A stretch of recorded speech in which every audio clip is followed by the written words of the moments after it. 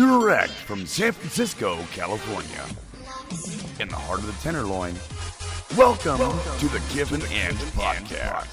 San Francisco Lockdown Edition, a subsidiary of Kiff and Ang Productions in association with Kiff and Ang Studios. Online at kiffandangpodcast.com. And now, Kiff and Ang. The Doodler Murders. And when I first read the title, The Doodler Murders, I thought to myself, there's some weird sex thing going on here, but indeed it's not. Indeed it's not. So one of San Francisco's absolutely most notorious cases, the Doodler, was named the Doodler for another reason, and we're going to get into that. But first, what you really need to know is that it is believed that this serial killer, and again, remember, cold case, this serial killer is or was responsible for between 5 and 16 murders.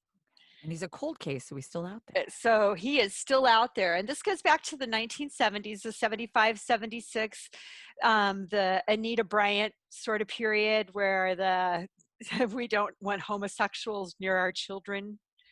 Yeah. So, I mean, we really have it's a different San Francisco is what you're trying to say. Right. We have to set the scene here. There are still gay people in San Francisco, but they're very closeted.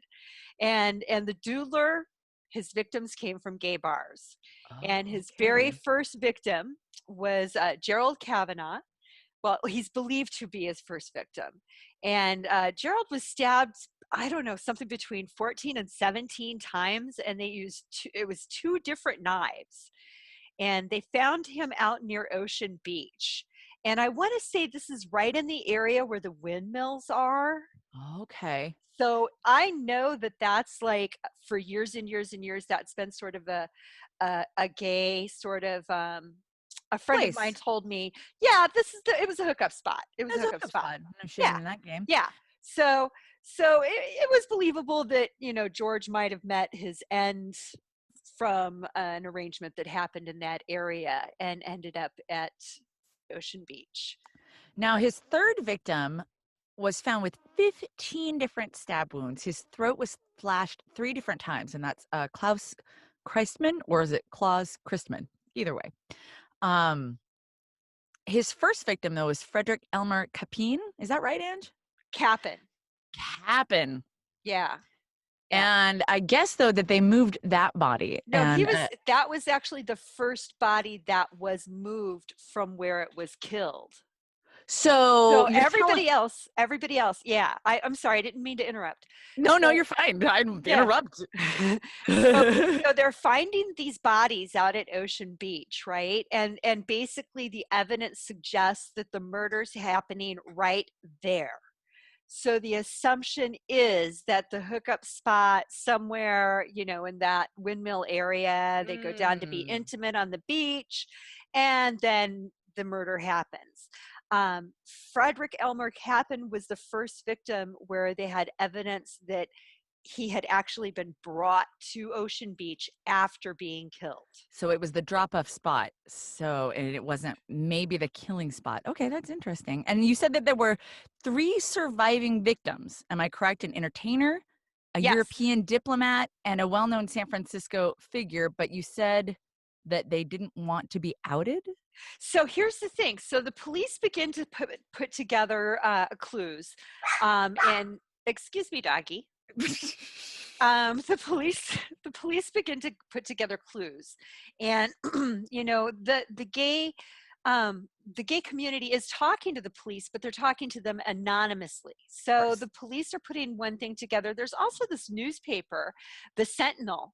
It's a gay newspaper, and they're talking to people too, because it's appearing as the victims are occurring that it's gay men that are the victims. So, but they were the only newspaper covering it, though, right? Like the Cron wasn't taking it. None of the other big newspapers, because it was a gay story. It was more like a body was found story, and they didn't really want to put any more effort into it. I see. Yeah. So it was the Sentinel that was like, now wait a minute, he was gay, and we know this guy was gay, and there was one of the female impersonator.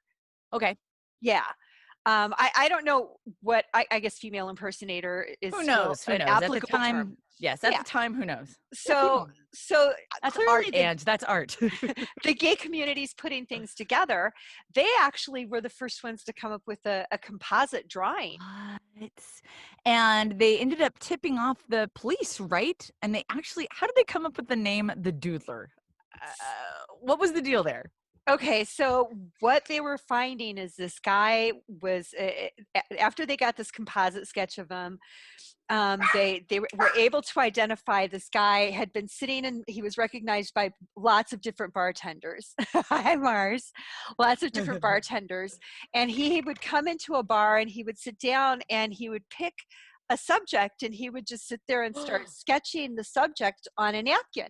Oh my God, that's horrifying. And then he would try to talk to them, and maybe while he's flirting with them or getting to know them, he continues to sketch their picture.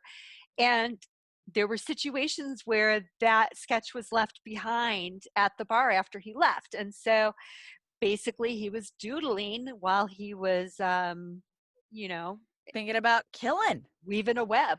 Now, I imagine that people wouldn't,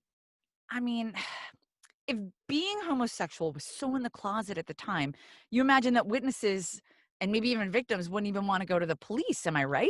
And that's what happened. That's the thing, is it's like San Francisco is a small town, and a lot of people knew who this guy was. And it started with an anonymous phone call to the police, a woman's voice saying just a name, And so, doggy, you have to stop. Saying just a person's name. And then a couple of weeks later, when the police didn't really do any, they were following up on leads and whatnot. Again, they got another phone call, and it happened to be from, I think, the receptionist of the psychiatrist's office. What? And again, saying, I know this person is the doodler. So he had actually gone to a psychiatrist and confessed this stuff, and the receptionist knew? That is so freaky. And so the receptionist, so there's this client, Dr. Privilege, so that's not applicable in any His way. name was really Dr. Privilege? That's hilarious. No, but you know what I mean. Okay, yeah. Dr. Privilege, Dr. Client, Dr. Privilege. Was he arrested? No, so then it goes into, they want to go and get, they want to talk to witnesses that they could actually use to present a case to the district attorney to prosecute.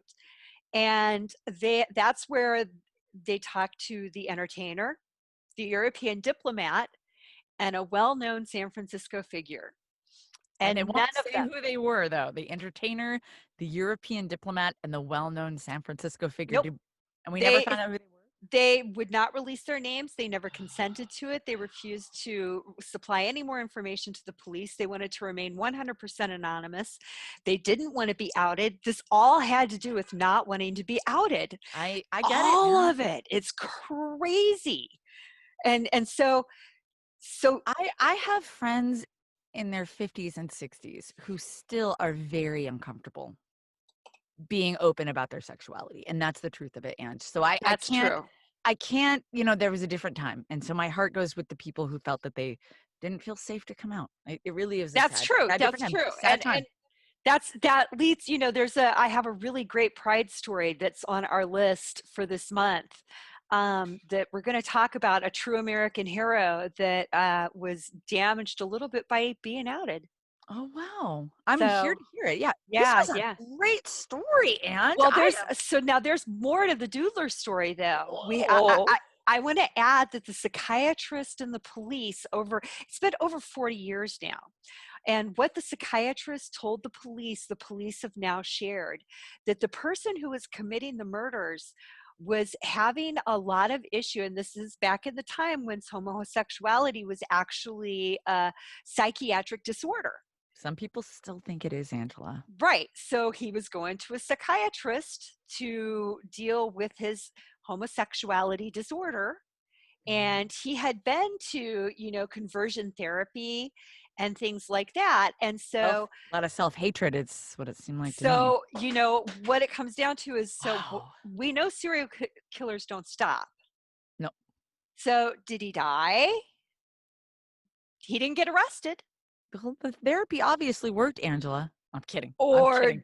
did the therapy work? Or is he sitting at a gay bar in San Francisco somewhere right now, out and healthy and happy after a journey of 14 murders What? and our world changing the environment and him being allowed to express himself?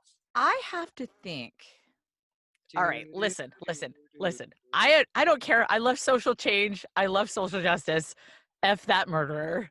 I don't care if he's I really happy. agree. My thought is, like, if it was so down low and so clandestine, and this is completely speculation, Mhm. wouldn't the gay community, the same community who, you know, did the Stonewall riots, who are obviously very effective, like maybe they took care of it themselves, you know what I'm saying? Like, obviously people knew who he was. The Pink Mafia. Is that right? Is there really a pink mafia? I don't know. There should be. Is there? I don't know. I don't know. I've asked. I'm imagining my buddy Matt People- right now. I fully know. I've gripping and asked going, my friends. They do. They or give me a do wink, they? wink. Yeah, nudge, nudge, wink, wink. Where's Is my there? toaster? Anyway, I'm still waiting on it. so yeah, this is a deep thoughts, man. Where is this guy today? Whatever happened to him? That was a really fascinating story. Fascinating. And good one. Thanks. Good one. The Thanks. Doodler. So next time you see someone sketching a picture on the BART train or drawing a little something on a napkin while they're waiting for their drink at your favorite little watering hole, have a closer look. Maybe it's the Doodler. Oh yeah. So also, if you really liked this story, we would love it if you would subscribe, if you would follow, if you would like, if you would find us on Instagram, on We are on Facebook, Patreon.com/Kiff and Ang podcast. And our website is kiffandangpodcast.com. You can find all the links there. If you like the show, if you want to support it, if you want to help us, you know, get better cameras. We would love your help. Better lighting, better cameras, more well-behaved animals. That's right. You're going into conversion therapy soon. Patreon.com/Kiff and Ang podcast. Thanks, guys. Bye. The opinions and topics discussed in any Kiff and Ang production or show are meant to be controversial, provocative, and possibly create a conversation that is not already being had. The most important thing to remember about this production is that it has zero educational or historical value other than from a purely popular parody perspective. By listening to this podcast, you understand that it is solely for entertainment purposes. Copyright disclaimer. Under Section 107 of the Copyright Act, 1976. Allowance is made for fair use for purposes such as criticism, comment, news reporting, teaching, parody, scholarship, and research. Kiff and Ang Productions is meant to provide parody in an already difficult life. If you find no humor or entertainment in our productions, well, for goodness sakes, don't listen.